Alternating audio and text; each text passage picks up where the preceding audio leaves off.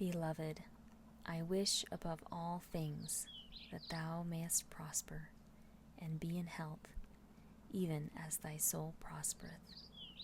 3 John chapter 1, verse 2. It's no secret that our world is in a state of crisis when it comes to health care. Many have sunk into a state of despair, being sick and tired of feeling sick and tired. This has driven some of us to seek for answers to the question, how can I live a longer, healthier life? This question has driven others to find an answer and who have paved the way for a new health revolution.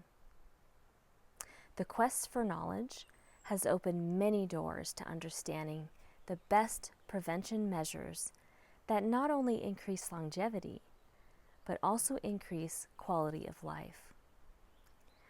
While many are struggling with the pain and aftermath of a system that has failed them, there are others who are turning to nature to find better alternatives. Over the years, we have seen more and more people turning to nature for answers to questions they have been struggling with for years. This may come as a surprise to some of you, but nature has been a primary source of remedial agencies for thousands of years. Much of the knowledge of how to utilize nature has been lost since the birth of the modern era. Thankfully, we are seeing a resurgence of this knowledge, but we need only look in the pages of history to unlock the hidden treasures of the past. First, let's take the word health and do a search in the King James Version of the Bible. There are 17 verses containing this word, and you'll notice different verses that refer to physical, emotional, and spiritual health. In this video, we'll primarily focus on the physical health. Let's take a look at Jeremiah chapter 8 and verse 22. Is there no balm in Gilead? Is there no physician there? Why then is not the health of the daughter of my people recovered? We see in this verse that health is being related to the physician and to balm. We know what a physician is, but what is balm? To get a better understanding of what balm is, we'll do another search looking at the word balm. There are 6 verses that contain this word. The first one is found in the book of Genesis, in the story of Joseph. For the purpose of this video and our search for the word balm, we'll focus on the tradesmen and what they were carrying. We see in Genesis chapter 37 and verse 25 that a company of Ishmaelites came from Gilead with their camels bearing spicery and balm and myrrh. Later in this same story, Joseph's father Jacob was instructing his sons on what to take to Egypt for the man holding one of his sons captive.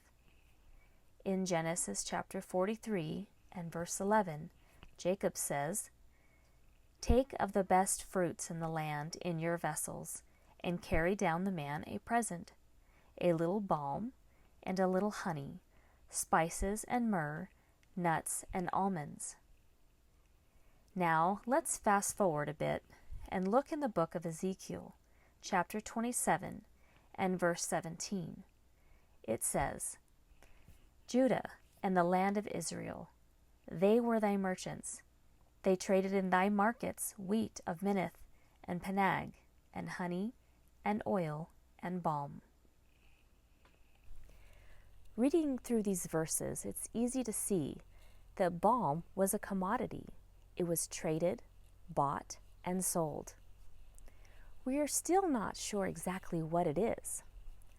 Let's dig a little deeper and take a look at the meaning of this word in the original language it was written.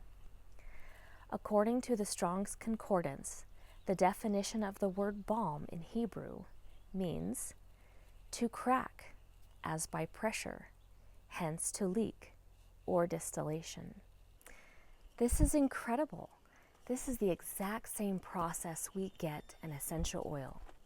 So what is an essential oil? Have you ever walked through a garden of roses and smelled their beautiful, soothing aroma? Have you ever walked through a forest and smelled that uplifting aroma of the pine trees?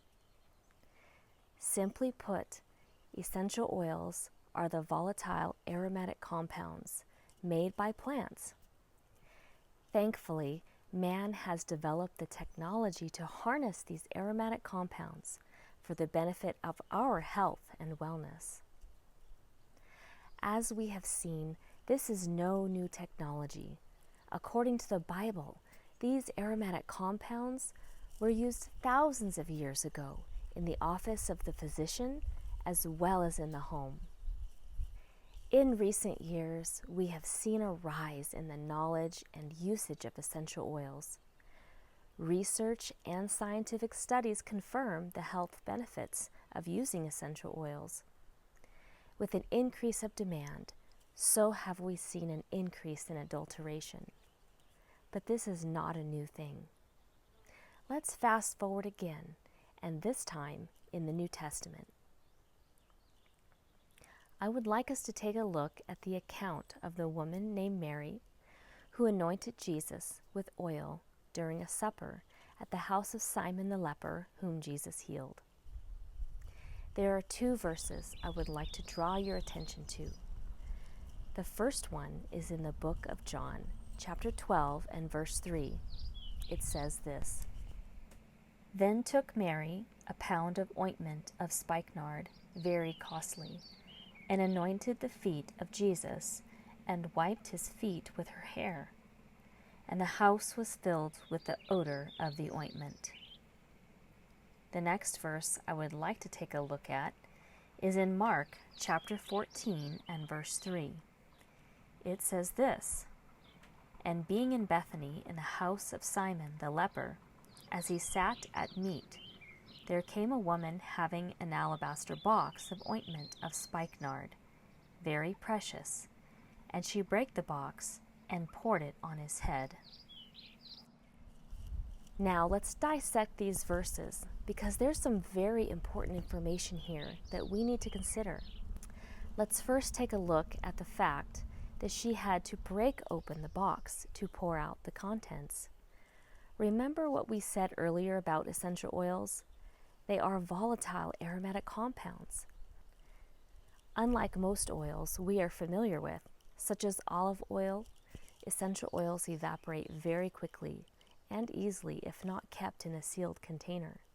Next, let's look at the description, very costly and very precious. The process of distillation to extract aromatic compounds is time-consuming and labor-intensive. This, of course, requires more labor and resources, which in turn drives up the cost.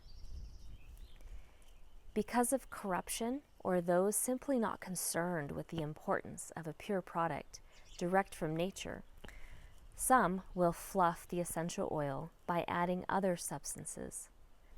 This gives them more money in their pocket with little to no extra effort.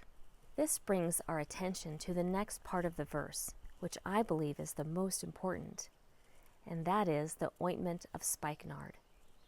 To get the full meaning of these words, we need to look again at Strong's Concordance.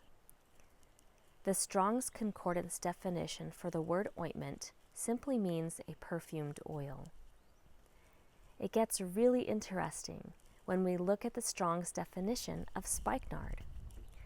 According to Strong's definition of spikenard, it actually comes from two words, spike, which is pistikos, and nard, which is just nardos.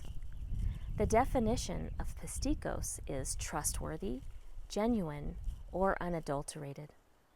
The definition of nardos is just simply nard, and according to scholars, the ancient Greeks gave this name to a species of lavender native to the coastal regions of the Mediterranean. So, properly translated, spikenard would be trustworthy lavender, genuine lavender, or unadulterated lavender. The fact that the Bible is particular in its wording here tells us two things. One, that corruption is nothing new under the sun. Essential oil sellers would adulterate their product back then just as readily as they do today. The difference being that today, man uses incredibly cheap synthetic substances made in laboratories to fluff their product. The second brings to attention the importance of having a pure and unadulterated product. These words are a continuing lesson of the theme of purity shown in the Old Testament sanctuary. I go into more depth on this topic in another video. Just as the Father ordained that Christ would have only a pure, unadulterated substance to anoint his body temple, so also are we to use this as an example of how to treat our body temple. It is even more important for us today to heed this example.